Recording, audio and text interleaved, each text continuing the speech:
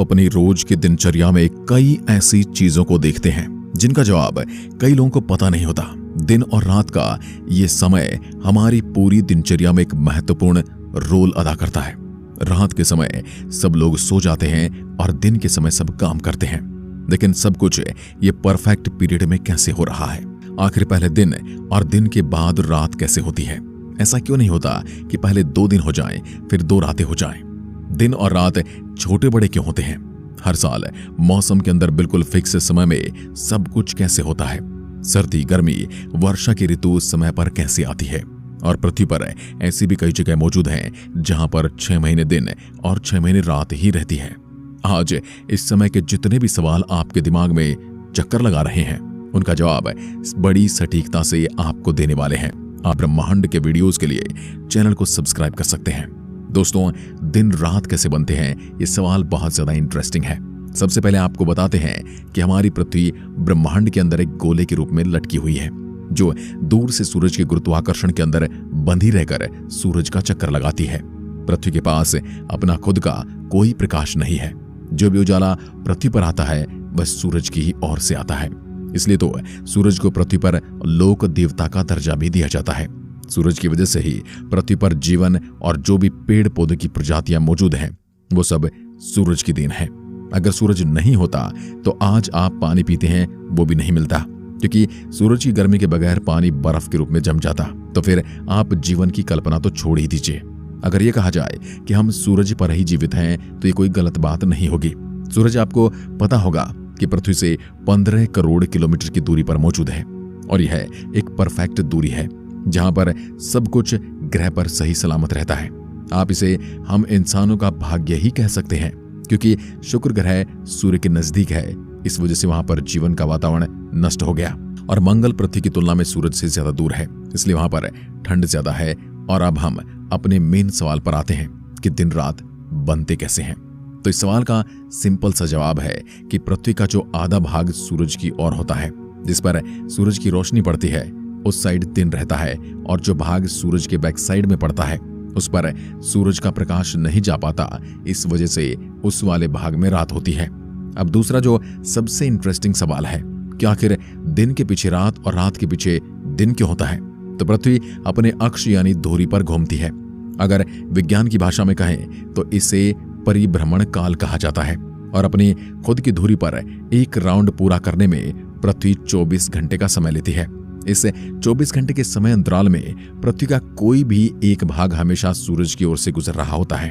इस कारण सूरज की रोशनी इस भाग में पड़ती है, तो इस वजह से दिन रहता है, और पृथ्वी का भाग जो पीछे की साइड रह जाता है वह भाग अंधेरे में रहने के कारण यहाँ पर रात होती है। ये कुछ ऐसे आप वीडियोस फुटेज में देख सकते हैं। इस प्रकार परिभ्रमण के एक चक्कर में लगभग आधे समय के लिए दिन होता है और आधे समय के लिए रात। तब दूसरा चक्कर आरंभ हो जाता है, और इस प्रकार रात के पश्चात दिन और दिन के पश्चात रात रहती है। 24 घंटे के एक दिन रात को साधारण बोलचाल में एक दिन कहा जाता है। और अब आपके दिमाग में जो तीसरा सवाल आ रहा है कि दिन रात छोटे बड़े क्यों होते हैं, अब मैं आपको जो बात बता रहा हूं उसे बड़े ध्यान से समझिएगा। अब आपके दिमाग में ये पूरी तरह से कॉन्सेप्ट क्लियर हो जाएगा। यदि पृथ्वी का अक्ष पृथ्वी के कक्ष यानी सूरज के चारों ओर चक्कर लगाने वाले मार्ग पर लंबवत मतलब कि सीधा होता है, तो पृथ्वी पर ये प्रत्येक स्थान पर दिन रात बराबर होते हैं। लेकिन ऐसा है नहीं।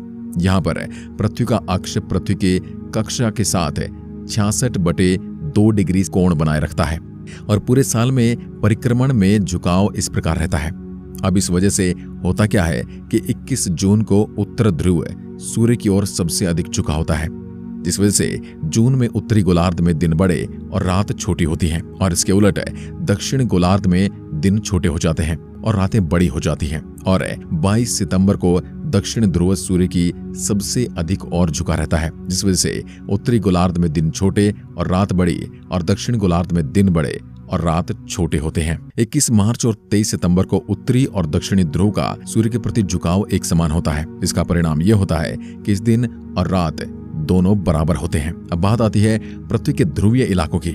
जैसा कि मैंने वीडियो में पहले बताया, 6 महीने तक दिन और 6 महीने तक रात पृथ्वी के ध्रुवीय इलाकों में रहती है। उत्तरी ध्रुव 21 मार्च से 23 सितंबर तक लगातार सूर्य के सामने रहता है और दक्षिण ध्रुव 23 सितंबर से 21 मार्च तक विषुवत वृत्त पर दिन रात वर्ष भर समान होते हैं और मौसम भी वर्ष भर एक जैसा ही रहता है। अब बात आती है आखिर पृथ्वी पर मौसम कैसे बदलते हैं, साल में आखिर कैसे वर्षा, सर्दी, गर्मी का मौसम आता है। इस सवाल का जवाब छुपा है पृथ्वी के द्वारा सूर्य का चक्कर काटने के एक राउंड में। पृथ्वी सूर्य के चारों ओर एक परिक्रमण पूरे एक वर्ष में पूरा करती है, यानी एक चक्कर पूरा करने में 365 दिनों का समय लग जाता है। इसे ही एक साल कहा जाता है। इस परिक्रमण में अक्ष का झुकाव सदा अपने समांतर रहता है।